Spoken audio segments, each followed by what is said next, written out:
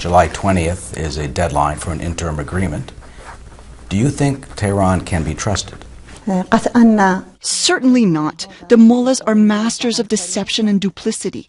They're charlatans. For this reason, they simply cannot be trusted. You know full well that Rouhani himself acknowledged during the election campaign that he had deceived the West in order to continue the nuclear activities inside Iran, while the West was being misled that the regime has engaged in negotiations to halt their nuclear program. They are not to be trusted. It's common knowledge that the regime pursues nuclear weapons to guarantee its survival. For this reason, even if they come to negotiate, it is because of international pressure.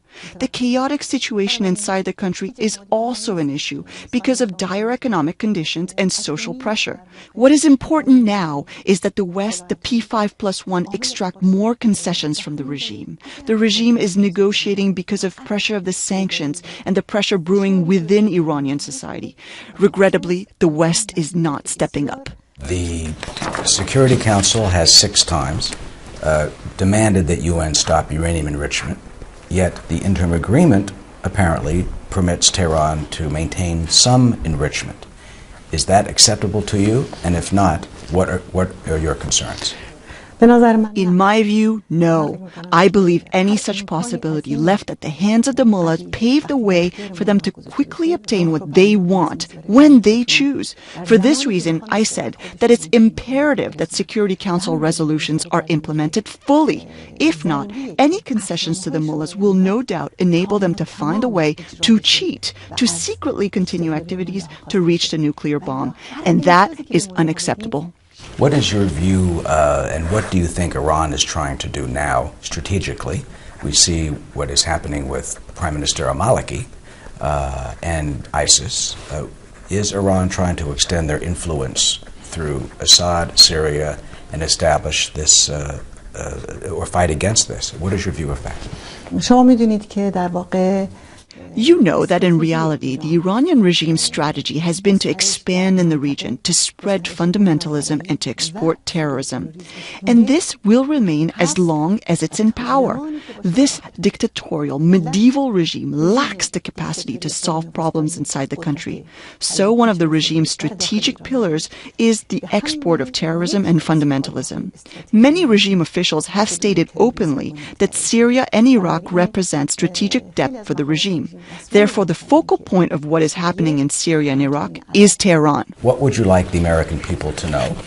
Can the U.S. government change its political strategy?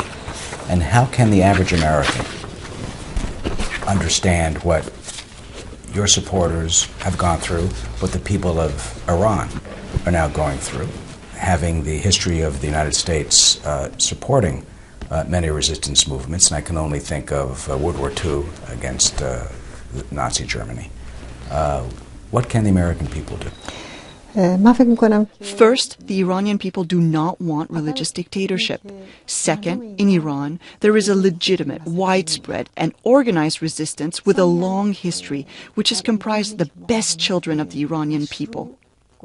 We've paid a heavy price so far to stand up to the dictatorship, to expose its fundamentalism, its terrorism, its nuclear sites, its human rights abuses, and its warmongering around the world. I believe it is paramount that the international community stand with the Iranian people and the Iranian resistance dream of overthrowing the religious dictatorship and not stand on the side of the tyrants, a religious dictatorship, one which is now a threat to global peace and security. You know full well that the nuclear danger threatens not only the region but the world.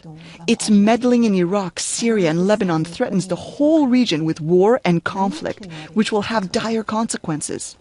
Therefore, what the Iranian people and resistance want is that the U.S. be at least neutral, because so far the U.S. has stood with the dictatorship and against the legitimate demands of the Iranian people, which is the overthrow of this regime and to create a republic based on the separation of religion and state, a government which would bring freedom and democracy, freedom of expression and freedom in every sphere for the Iranian people.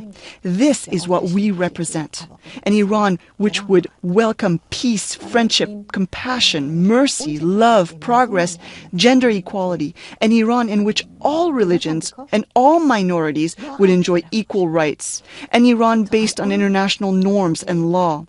I believe the Iranian people deserve to have such a government, and as such, they have the right to stand up to the medieval religious dictatorship.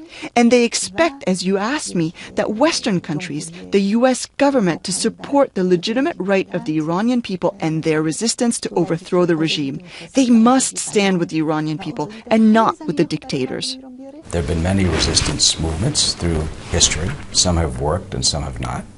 Yet no one would ever foresee that the Berlin Wall could have fallen, the Soviet Union would have disappeared. Are you confident at some point that the regime in Tehran will also fall? I am confident that the mullah's religious dictatorship ruling Iran will not last in the 21st century and will be overthrown. It defies logic to expect this religious dictatorship, which is the founder of terrorism and fundamentalism in the region and is seeking nuclear weapons, to take international policy hostage. The Iranian people reject this regime. According to official internal assessments by the regime, more than 95% of Iranian people oppose them. The mullahs are engulfed in crisis, a crisis of legitimacy, crisis of leadership, resulting in a schism at the top of the regime, an economic crisis, the nuclear crisis, and the crisis in Syria and Iraq, which have also frightened and shaken the regime. And in the face of all this, there is a legitimate and powerful resistance with a popular base which can, with the help of the Iranian people, overthrow this regime. So by relying on these factors, I am confident that the resistance is taking the path to a free, prosperous, peaceful Iran, a bright and democratic Islam, the genuine Islam in the face of the reactionary and fundamentalist Islam. This is what the region and the Islamic world need. Right now, the region and the world is grappling with the danger of fundamentalism, and this danger is growing by the day. And its antidote is a cultural one. The Iranian resistance is the antithesis to the religious and fundamentalist dictatorship whose tentacles are spreading to Iraq, Syria, Lebanon, to the region and the Horn of Africa, and is challenging the international community. For this reason, I am very confident that when such a resistance, with such ideals, with such a platform, with the message of freedom and democracy, gender equality, a non-nuclear Iran in the face of a religious fundamentalist regime exists, the regime will be overthrown, and I am confident that the Iranian people will experience freedom, democracy, and equality because they are worthy of it. And when that day comes, the region and the world will be more secure and will not have to deal with the cancer of extremism and fundamentalism incited by this regime. When its fountainhead dries up, this phenomenon will cease to exist.